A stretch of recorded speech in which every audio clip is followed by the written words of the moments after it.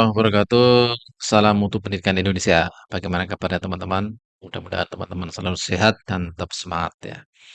Informasi terbaru terbaru 10 Desember 2024 ya teman-teman ya. Jadi ini Menteri Pendayagunaan Aparatur Negara dan Birokrasi Republik Indonesia itu menerbitkan peraturan baru ya nomor 21 tahun 2024 tentang jabatan fungsional guru. Nah, seperti apa isinya? Ini teman-teman harus tahu ini teman-teman ya.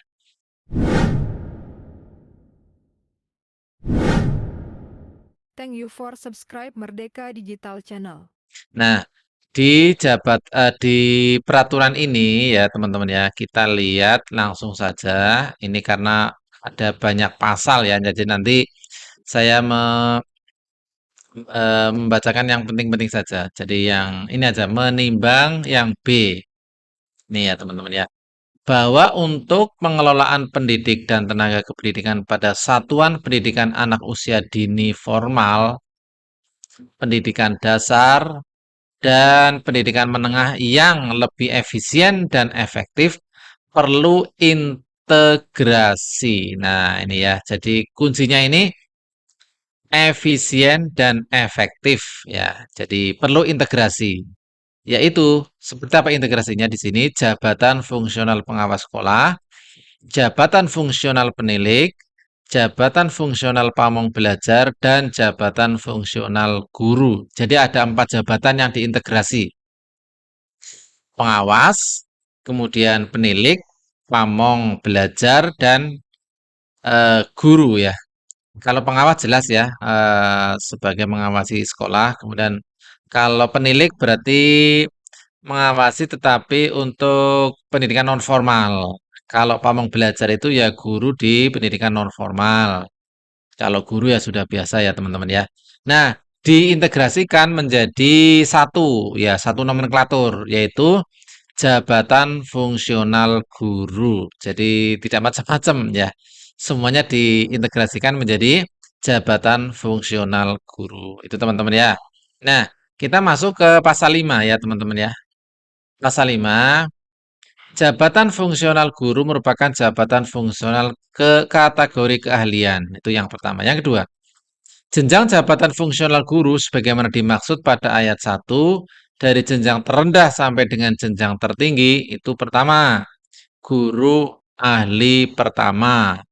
Ini berarti golongan 3A dan 3B. Ini ahli pertama. Guru ahli muda ini berarti golongan 3C dan 3D ya teman-teman ya. Guru ahli madya ini berarti golongan 4A, B, dan C. Nah, sedangkan 4A, B, dan C ya. Sedangkan guru ahli utama berarti 4D dan 4E. Nah, ini ya teman-teman ya. Teman-teman sudah paham. Kemudian kita masuk pada pasal 8 ya. Dalam rangka pembinaan karir, guru dapat diberikan penugasan. Ini penting ini ya. Guru tadi kan jabatan fungsional guru satu nomenklatur ya. Ini diberi tugas pertama kepala satuan pendidikan atau kepala sekolah.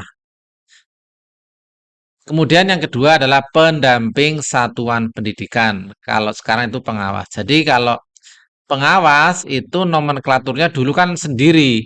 Sekarang itu nomenklaturnya jabatan fungsional guru cuma diberi tugas sebagai pendamping satuan pendidikan. Nah, ini ya, atau pengawas kalau sekarang. Makanya pengawas itu kemudian kata pengawas itu dihapus karena nomenklaturnya juga berbeda, dijadikan sebagai jabatan fungsional guru. Kemudian yang C, pendidik pada jalur pendidikan non formal. Ini juga penugasan dari jabatan fungsional guru ya. Kemudian yang berikutnya adalah peran lain yang ditetapkan oleh menteri yang menyelenggarakan urusan pemerintah di bidang pendidikan. Yang kedua, di pasal 8, Penugasan sebagai dimaksud pada ayat 1 ditetapkan sebagai kinerja guru. Jadi tidak ada kinerja pengawas, kinerja penilik, ya, kinerja pamong, tetapi hanya satu, kinerja guru. Jadi memang lebih simpel ya teman-teman ya. Karena ketika guru kemudian diberi tugas sebagai kepala sekolah ya berarti jamnya yang tadinya ngajar kemudian menjadi kepala sekolah. Begitu juga pendamping, kemudian penilik dan sebagainya. Nah, kemudian di pasal 23 ya teman-teman, kita lihat pasal 23. Pada saat peraturan menteri ini berlaku, mulai berlaku PPK melakukan penyesuaian jabatan fungsional dengan ketentuan. Maka tadi yang pamong, penilik dan sebagainya itu disesuaikan. Nah, jabatan fungsional guru ahli pertama untuk PNS yang menduduki jabatan fungsional pamong belajar ahli pertama dan penilik ahli pertama. Ini disesuaikan menjadi jabatan fungsional guru ahli pertama, yaitu golongan 3A dan 3B.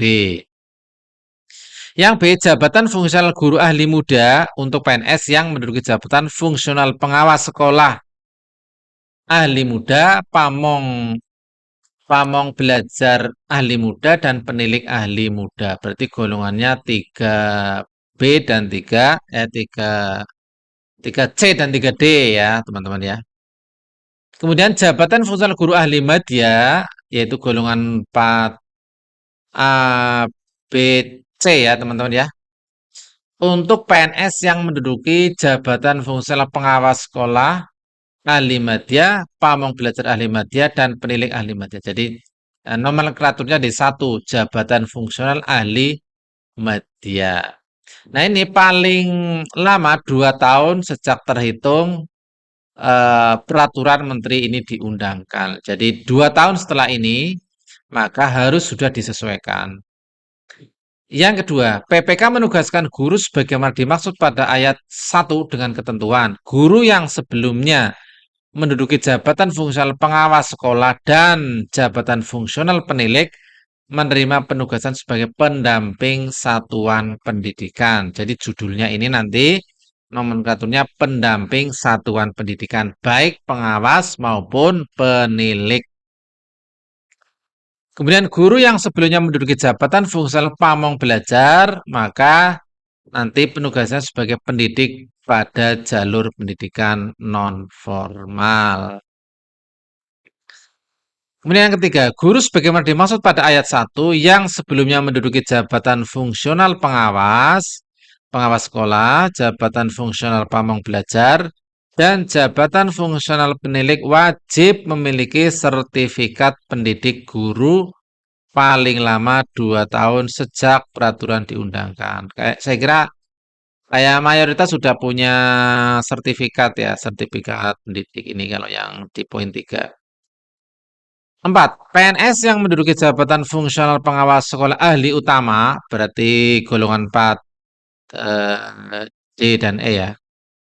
Jabatan fungsional penilik ahli utama tetap menduduki jabatan tersebut sampai dengan mencapai batas usia pensiun yaitu 65 tahun, tambahnya 5 tahun ya. Atau pemberhentian sesuai dengan ketentuan peraturan perundang-undangan. Yang kelima, PNS sebagaimana dimaksud pada ayat 4 melaksanakan tugas mengikuti ketentuan untuk PNS yang menduduki jabatan fungsional ahli utama yang diberi penugasan sebagai pendamping satuan pendidikan. Demikian teman-teman, mudah-mudahan ini menjadi informasi penting bagi teman-teman. Assalamualaikum warahmatullahi wabarakatuh.